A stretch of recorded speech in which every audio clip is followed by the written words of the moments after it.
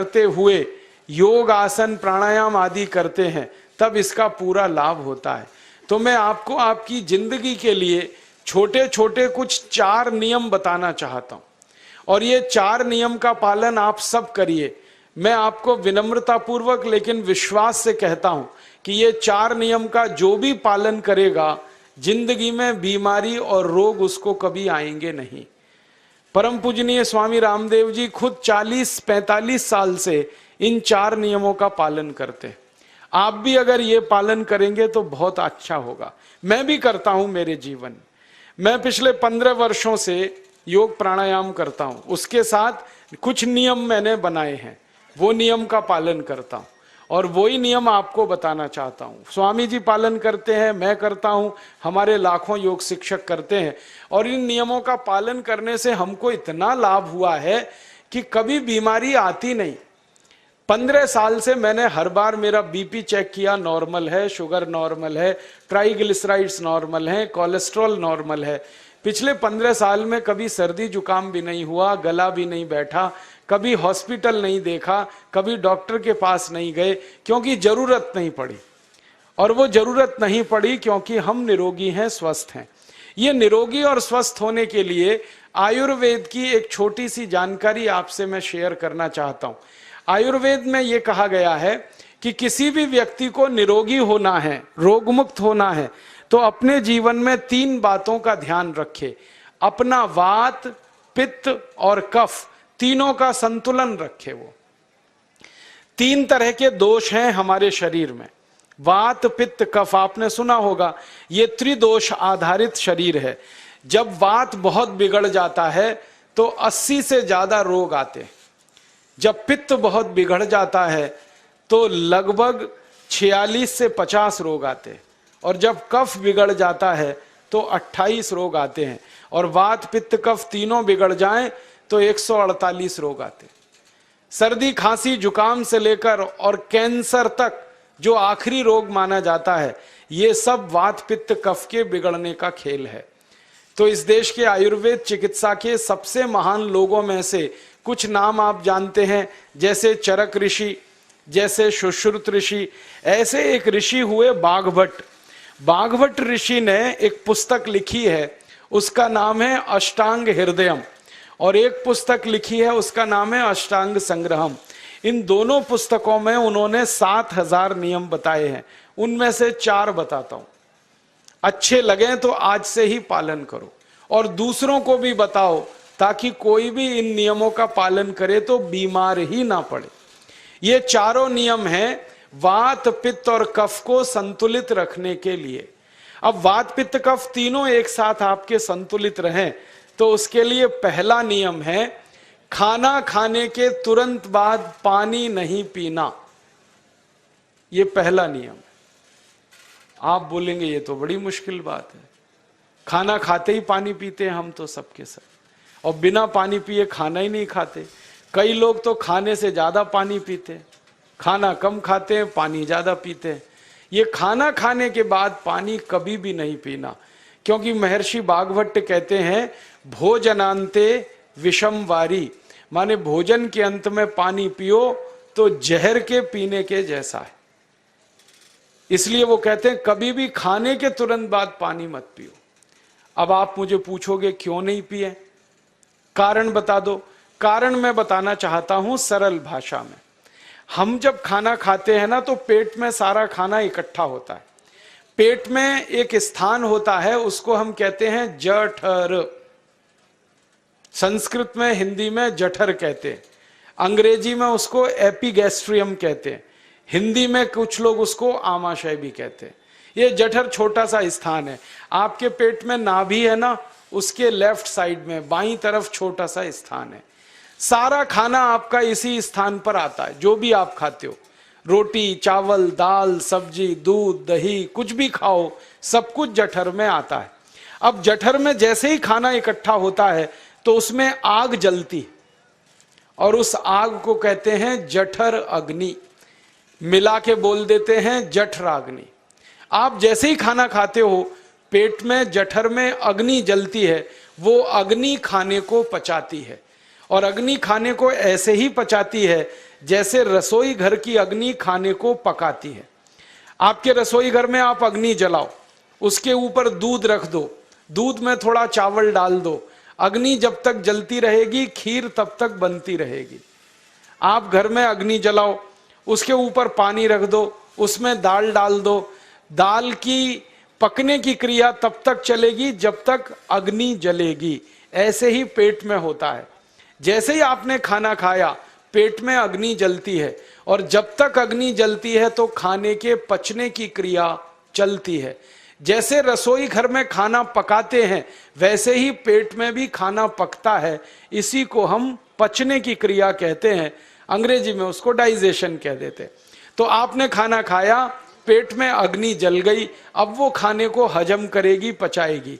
अब मुझे एक प्रश्न का उत्तर दो आप, कि जैसे ही आपने खाना खाया पेट में अग्नि जल गई और वो खाने को पचा रही है, तुरंत आपने गट गट गट गट पानी पी लिया और खूब ठंडा पानी पी लिया, बर्फ मिलाया हुआ पानी पी लिया, फ्रिज का पानी पी लिया, क्या होने वाला है? अग्नि जलेगी कि बुझेगी? अग्नि के ऊपर पानी डालो तो अग्नि और पानी की दोस्ती नहीं है, दुश्मनी है, पानी अग्नि को बुझा देता है। तो आपने खाना खाया, अग्नि जली, पीछे से गटगट पानी पी लिया, अब अग्नि शांत हो गई, अब खाना पचेगा नहीं, तो वो पेट में पड़ा पड़ा सड़ेगा, और सड़ा हुआ खाना 100 से ज्यादा विष पैदा करेगा, और वो 100 विष आपकी जिंदगी को नरक बना देंगे और जिंदगी भर आप बीमार पड़े रहेंगे। आपको मालूम है, कई लोग कहते हैं मुझे पेट में बहुत गैस बनती है। ये गैस उन्हीं को बनती है जिनका खाना हजम नहीं होता। कोई लोग कहते हैं कि मुझे पेट में जलन होती है, ये जलन उन्हीं को होती है जिनका खाना पचता नहीं। कोई कहते हैं कि मेरे पेट में एकदम गुम हो जाता है, फूल जाता है, ये सब वो लक्षण हैं जब खाना पचता नहीं। तो खाना पचेगा नहीं तो सड़ेगा, सड़ेगा तो विष पैदा करेगा, और वो विष आपको बीमार करेंगे। इसलिए महर्षि भागवत ने कहा, खाना खाते ही पानी मत पियो। समझ में आया? फिर आप बोलोगे कितनी देर तक नहीं पिए? कम से कम 1 घंटे तक। 1 घंटे बाद पानी पियो। आप बोलोगे जी 1 घंटा क्यों? ये जो अग्नि जलने की क्रिया है ये लगभग 1 घंटे तक ही चलती है पेट में, उसके बाद अग्नि अपने आप शांत हो जाती है, उसके बाद पानी पी लो। तो खाना अगर 10 बजे खाया तो 11 बजे पानी पियो, 11 बजे खाया तो 12 बजे पियो, 12 बजे खाया तो 1 बजे पियो, 1 घंटे बाद पानी पियो। अब आपके मन में यह सवाल आ सकता है कि खाना खाने के पहले पी लें क्या? हाँ पी लो, 40 मिनट पहले पेट भर के पानी पी लो। 10 बजे खाना खाना है, 9:20 पे खूब पानी पी लो, जितना पी सकते हो। 11 बजे खाना खाना है, 10:20 पे पी लो, खूब पानी पी लो, 40 मिनट पहले।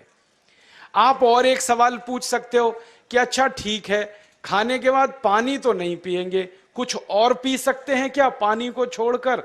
तो उसके लिए भागवत जी कहते हैं कि खाने के तुरंत बाद अगर पीना है तो दही की लस्सी पियो, मट्ठा। खाने के बाद अगर तुरंत पीना है तो फलों का रस पियो, गन्ने का रस पी लो, संतरे का रस पी लो, मौसमी का रस पी लो, अनार का रस पी लो। अब आप कहोगे ये सब महंगी महंगी चीजें बता रहे हैं, गन्ने का रस, संतरे का रस, अनार का रस, पैसे तो है नहीं। तो सबसे सस्ता रस है नींबू का ही रस पी लो, शिकंजी बना के पी लो, वो तो सबसे सस्ता है। तो खाना खाने के बाद या तो दही की लस्सी पियो या रस पियो। और एक तीसरी चीज है, दूध पी सकते। तो खाने के तुरंत बाद पीना है तो दही की लस्सी या मट्ठा, खाने के तुरंत बाद पीना है तो कोई फल का रस, खाने के तुरंत बाद पीना है तो दूध। पानी 1 घंटे बाद पियो।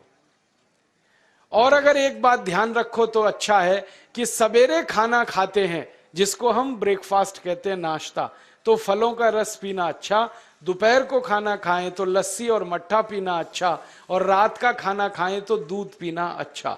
जो लोग इस नियम का पालन कर सकते हैं जिंदगी में कभी भी 80 रोग उनको नहीं हो सकते। वात पित्त कफ तीनों ही इस एक छोटे से नियम से संतुलित रहते हैं।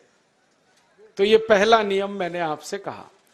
दूसरा नियम एक और है, और वो नियम ये है कि पानी कभी भी पियो, घूट घूट भर के पियो।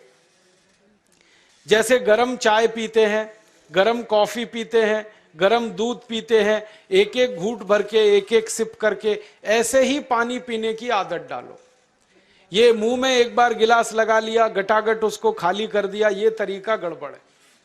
एक घूट पानी, दो घूट पानी एक बार में उतना ही पियो। आप बोलोगे ये क्या चक्कर है? बात ऐसी है कि एक एक घूट पानी जब हम पीते हैं तो मुंह की लार पानी के साथ मिलकर पेट में अंदर जाती है, और ये जो मुंह की लार होती है ये क्षारीय होती है, और पेट में हमेशा अम्ल बनता रहता है। तो एक घूट पानी पिया, मुंह की लार इसके साथ अंदर गई, दो घूट पिया और ज्यादा गई, बार बार लार अंदर जाएगी तो क्षार पदार्थ पेट के अम्ल के साथ मिलेगा। पेट में अम्ल बनता है, मुंह में लार क्षारीय होती है। तो ये क्षार को अम्ल में मिला दिया जाए और ये अच्छे तरीके से मिलकर पेट में जाए तो कभी भी कोई व्यक्ति के पेट को अम्लता नहीं होती, एसिडिटी नहीं होती। और पेट में अम्लता नहीं होती तो रक्त में अम्लता नहीं होती, और जिनके रक्त में अम्लता नहीं होती उनकी जिंदगी में कभी भी वात पित्त कफ के असंतुलन की स्थिति पैदा नहीं होती। इसलिए पानी घूट घूट करके पीना। मैं आपको एक छोटा सा मेरा ऑब्जर्वेशन बताता हूं, परीक्षण। आप भारत देश में या दुनिया में कहीं भी जाओ, मनुष्य को छोड़कर पशु पक्षियों को देखना शुरू करो, वो पानी कैसे पीते। किसी चिड़िया को पानी पीते हुए देखो, किसी पक्षी को पानी पीते हुए देखो, वो चोंच के एक बूंद ही के बराबर ही पानी उठाता है। एक बार में एक बूंद पानी लेगा, फिर थोड़ी देर चोंच चलाएगा, फिर पिएगा, फिर दूसरी बूंद लेगा, फिर चोंच चलाएगा, फिर पिएगा, फिर तीसरी बूंद। एक एक बूंद पक्षी पानी पीता है। कुत्ते को पानी पीते हुए देखो, चाट चाट के पानी पीता है। शेर को पानी पीते हुए देखो, चाट चाट के पानी पीता है।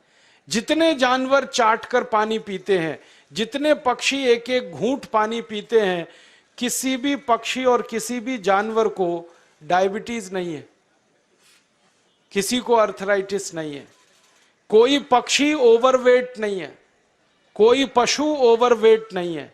वो सब स्लिम और ट्रिम हैं, क्योंकि वो इतने होशियार हैं कि पानी चाट के पीते हैं या घूट घूट करके पीते। अब मुझे ये हैरानी होती है कि ये पशु पक्षियों को कौन सिखाता है? वो अपने जन्म से ये ज्ञान सीख के आते। उनका कोई गुरु नहीं है, उनका कोई विद्यालय नहीं है, उनके कोई प्रशिक्षण शिविर नहीं लगते, फिर भी उनको इतनी अकल है कि पानी घूट घूट पीना। और हम ये मनुष्य जिनके इतने गुरु, इतने विद्यालय, इतने कॉलेज, सीखने वाले, सिखाने वाले, और हम मूर्खों के मूर्ख गटागट गटागट पानी पीते रहते। तो पानी पीने का तरीका बदल दो, घूट घूट भर के पानी पियो। ये दूसरा नियम है। तीसरा नियम है कि जिंदगी में कितनी भी प्यास लगे, ठंडा पानी कभी मत पियो। बर्फ डाला हुआ पानी, फ्रिज में रखा हुआ पानी, वाटर कूलर का पानी जिसका तापमान बहुत कम है, ये कभी मत पीना। क्यों? क्योंकि शरीर आपका गर्म है और पानी ठंडा है। अब होता क्या है वो मैं समझाता हूं सरल भाषा में। पेट तो गर्म है, अब इसमें ठंडा पानी डाल दिया आपने, तो अंदर झगड़ा होता है। और झगड़ा क्या होता है? या तो पानी पेट को ठंडा करेगा या पेट पानी को गर्म करेगा। अगर पानी ने पेट को ठंडा कर दिया तो पेट के ठंडा होते ही हृदय ठंडा होता है, हृदय के ठंडा होते ही मस्तिष्क ठंडा होता है, मस्तिष्क के ठंडा होते ही आदमी ठंडा होता है, और आदमी ठंडा होते ही राम नाम सत्य होती है। आपको मालूम है, जब शरीर ठंडा पड़ जाता है तो घर में भी नहीं रखते, निकाल के बाहर सड़क पर रख देते।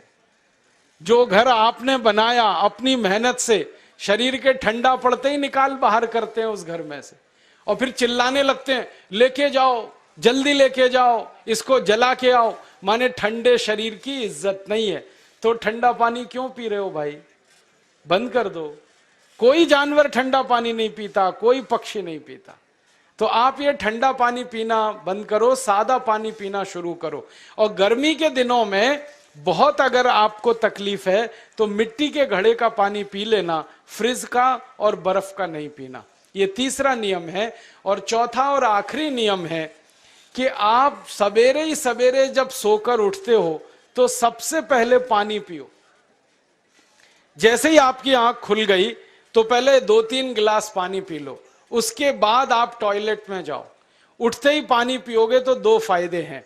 पहला फायदा यह है कि पानी पेट में जाकर बड़ी आंत को साफ करता है, और जैसे ही बड़ी आंत की सफाई होगी पेट पे दबाव पड़ेगा और आप संडास घर में जाएंगे, 2-3 मिनट में पेट आपका साफ हो जाएगा। जिनका पेट सुबह एक बार में साफ हो जाता है उनकी जिंदगी में कभी रोग नहीं आता। इसलिए सुबह सुबह उठते ही पेट साफ होना जरूरी है। और उठते ही पानी पियोगे तो मुंह की जो लार है वो पानी के साथ मिलकर अंदर जाएगी। सुबह पेट में एसिड की मात्रा ज्यादा होती है, इसलिए लार का पेट में जाना बहुत जरूरी है। इसलिए सुबह उठते ही पानी पीना बहुत जरूरी है। ये 4 नियम हैं आयुर्वेद के। पहला नियम, खाना खाने के 1 घंटे बाद पानी पीना। दूसरा नियम, पानी को हमेशा घूट घूट भर के पीना। तीसरा नियम, कभी भी जिंदगी में ठंडा पानी नहीं पीना। और चौथा और आखिरी नियम, सवेरे उठते ही सबसे पहले पानी पीना। 4 नियमों का पालन जो भी अपने जीवन में कर सकता है वो वात पित्त कफ तीनों को संतुलित रख सकता है। और जिसका वात पित्त कफ संतुलित है उसके जीवन में बीमारी नहीं आती है। और जो बीमार नहीं पड़ते हैं वो स्वस्थ और तंदुरुस्त और सुखी रहते हैं। उनकी जिंदगी का खर्चा कम होता है और देश का भी बहुत सारा पैसा बचता है।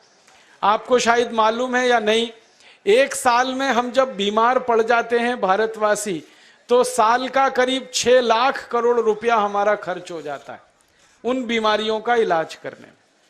इसलिए इतना पैसा फालतू में हम खर्च करें हर साल 6 लाख करोड़, ये बहुत बड़ी रकम है। इससे बेहतर यह है कि हम बीमार ही नहीं पड़ें और स्वस्थ रहें, सुखी रहें। और ये 6 लाख करोड़ का जो खर्चा हम करते हैं बीमार पड़ने पर, अक्सर ये एलोपैथी की दवाएं खाने में खर्च होता है। और जो एलोपैथी की दवाएं हम खा रहे हैं जैसे paracetamol, baralgan, butazone, oxyphenbutazone, aspirin, disprin, novalgin, ये सब ऐसी खराब दवाएं हैं जो दुनिया के देशों में 20 साल पहले बंद हो चुकी हैं, भारत में धड़ल्ले से बिक रही हैं और हमको बीमारियों से ज्यादा गंभीर बीमारियों में फंसा रही।